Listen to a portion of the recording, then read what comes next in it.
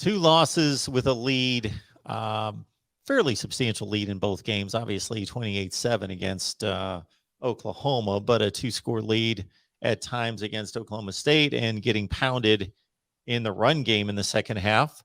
Let's get to that first and foremost, since we didn't talk to you last week with the bye week coming off Oklahoma State. A game in which I'd say the Cowboys' defense was pretty dominant in the second half, and then they got the run game going with Jaylen Warren, who was held in check in the first half, but he cut loose in the second half for $154 in the second half. So it was a game that Texas kind of backed down after getting off to a good start. Yeah, and I think you said 154 in the second half. I think he had like 130 yards in the fourth quarter. I mean, he dominated the fourth quarter. It was crazy. And we were up 17-3, and I actually got in kind of an argument in the post-game show with some fans in the comments about I thought we were the better team in that game. That's what made me so angry. Like, we had control of the game. It was 17-3. We throw that pick six, and it's 17-10. If we go in there and score a field goal, I think there's a pretty good chance of winning the game. If we score a touchdown, I think the game's over. I don't think they're coming back from 24-3. And we were kind of sleepwalking at that point anyways when we were up 17-3. So that game frustrates me way more than the Oklahoma game, for the simple fact I think we're the better team and we lost the game. Whereas Oklahoma, I think with Caleb Williams, is probably a better team than us. But that, as a fan, I know for me, at least, like I said, it really frustrates you when you watch your team not play up to their capabilities and lose to a team you're better than. I think that frustrates every fan base, and it really frustrates me. Obviously, again, we lost to Oklahoma. I think they're a better team. I think Arkansas, especially at Hudson Card at quarterback, is definitely a better team.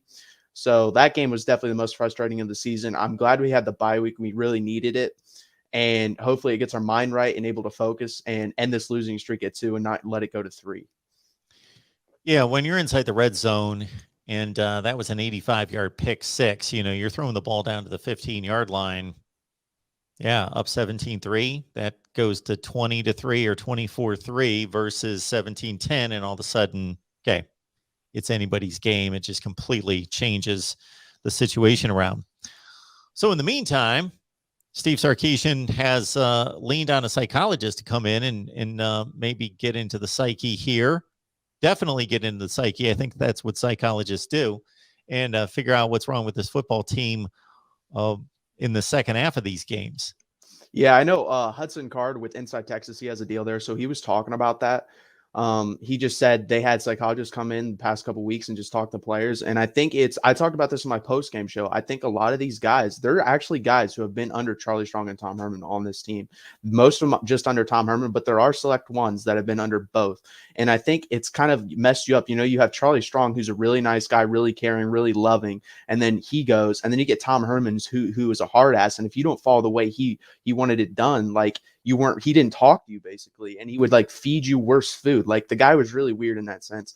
And then you kind of get Steve Sarkisian, who I think if you do what he says, like, he's still going to show you respect and actually talk to you, even if you don't listen to him or don't live up to his standards. But there's still that loving side too. So he's kind of like the best of both worlds. So these guys have been dragged all over the place. And then just on the football side too, they all have different philosophies. So if these guys have been under Tom Herman for 3 to 4 years, they're probably just going to lean back on those teachings because they've been under that longer than Steve Sarkisian, who's only been here for half a year, basically, during the football season.